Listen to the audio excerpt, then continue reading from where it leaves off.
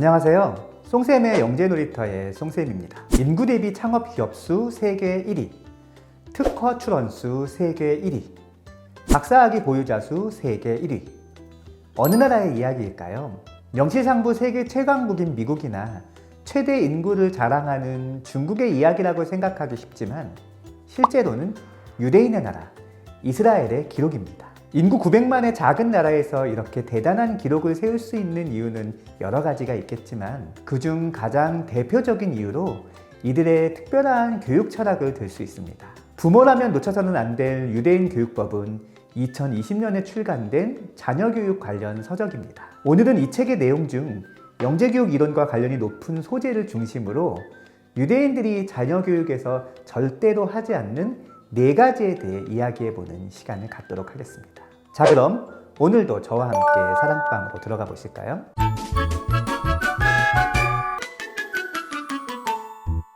유대인 부모가 자녀에게 절대로 하지 않는 것 첫 번째는 억지로 강요하지 않는다 입니다. 21세기 영화의 거장으로 불리우는 스티븐 스필버그는 어렸을 때 난독증을 앓는 학습 부진어였다고 합니다. 그는 공부에 흥미도 없었고 유대인이라는 이유로 인해 친구들에게 따돌림을 당하는 일이 많아 학교에 가는 것도 매우 싫어했습니다. 그 대신 혼자서 공상에 빠져드는 것은 좋아했습니다.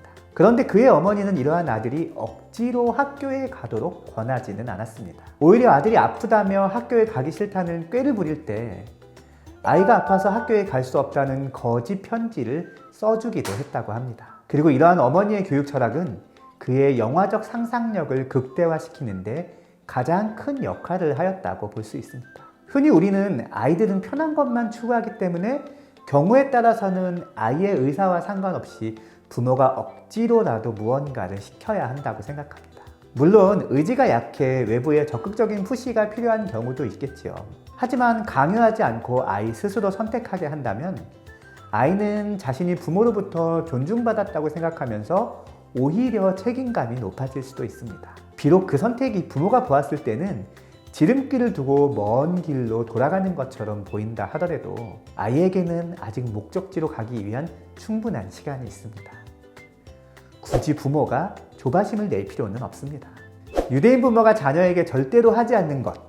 두 번째는 조용히 책을 읽게 하지 않는다입니다. 우리는 흔히 학습을 잘하기 위한 조건으로 학습에 집중할 수 있는 조용한 분위기를 만드는 것을 꼽습니다. 물론 이는 틀린 말은 아닙니다. 특히 산만한 아이의 경우 주변의 학습 과정에서 불필요한 행동이나 환경에 의해 집중력이 흐트러지는 경우가 많기 때문이죠. 그렇다면 여기에서 말하는 조용히 책을 읽게 하지 않는다는 어떤 의미일까요?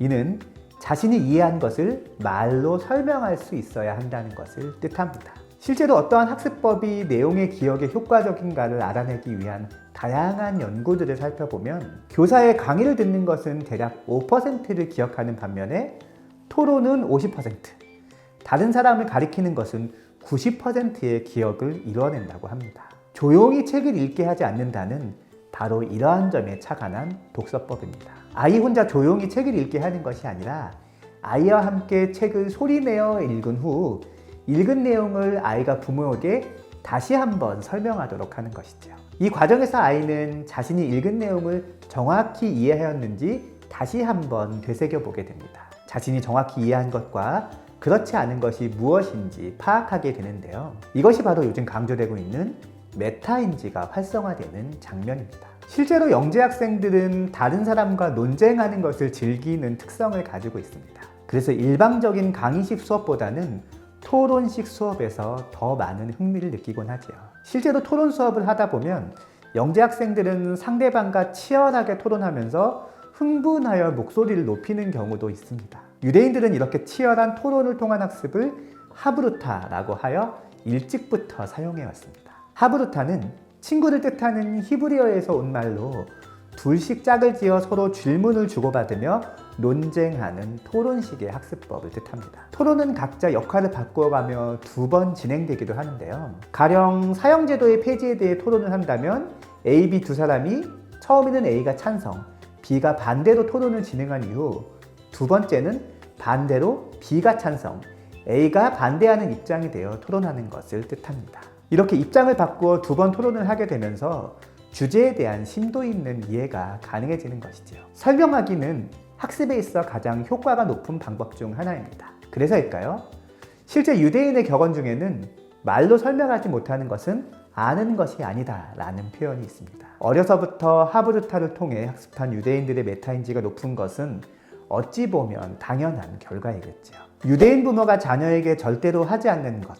세 번째는 무리한 조기 교육을 하지 않는다입니다. 영재 학생들의 뛰어난 능력은 조기부터 발견되는 경우가 많습니다. 그런데 어떤 부모들은 자녀의 이렇게 뛰어난 능력을 최대한 발현시키기 위해 일찍부터 과도한 학습을 무리하게 진행하기도 합니다. 이 경우 오히려 부작용을 낳을 수도 있죠. 몇 년 전 SBS 프로그램 영재 발굴단에 출연한 7살 바둑 신동은 어린 나이에도 엄청난 바둑 실력으로 큰 관심을 받았습니다. 그런데 이 아이는 세상에서 바둑이 가장 싫다는 말을 입버릇처럼 하곤 했습니다. 바둑 기사로 성공시키고 싶은 아이의 아버님이 아이에게 무리하게 바둑을 가르치면서 생긴 부작용이었지요. 하지만 조기 교육보다 더 중요한 것은 적기 교육입니다.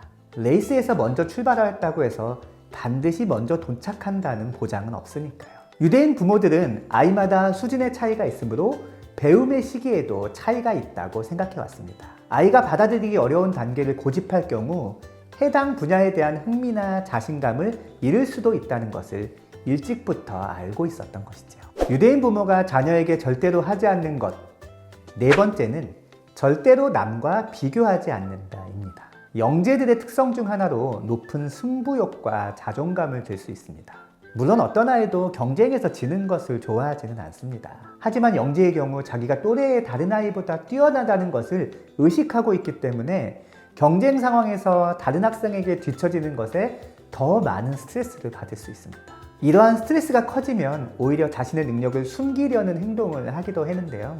경쟁에서 지는 것보다 차라리 경쟁하지 않는 것을 선택하는 것이 덜 상처받는다고 생각하기 때문입니다. 그런데 이러한 마음을 더 흔드는 것이 바로 부모의 비교입니다. 부모가 다른 아이와 자신을 비교하기 시작하면 아이는 자신이 가진 장점보다는 자신이 가진 약점에만 집중하게 됩니다.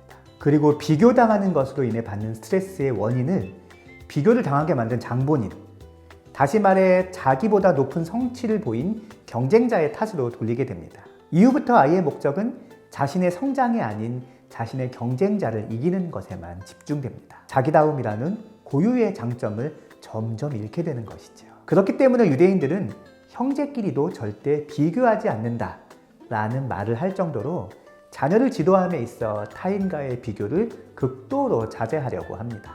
오늘은 유대인 부모가 자녀에게 절대로 하지 않는 4가지에 대해 이야기해보는 시간을 가졌습니다. 첫째, 억지로 강요하지 않는다. 둘째, 조용히 책을 읽게 하지 않는다. 셋째, 무리한 조기 교육을 하지 않는다. 넷째, 남과 비교하지 않는다. 사실 오늘 언급한 4가지는 자녀 교육에 있어 우리가 늘 중요하다고 강조해왔던 이야기들입니다. 하지만 구슬이 서말이라도 꿰어야 보배라는 속담처럼 많은 것을 알고 있는 것보다는 하나라도 실제로 실천해보는 것이 더욱 중요합니다. 오늘의 사랑방은 여기까지입니다. 다음 시간에도 학부모님들이 공감할 수 있는 좋은 이야기로 찾아뵙겠습니다.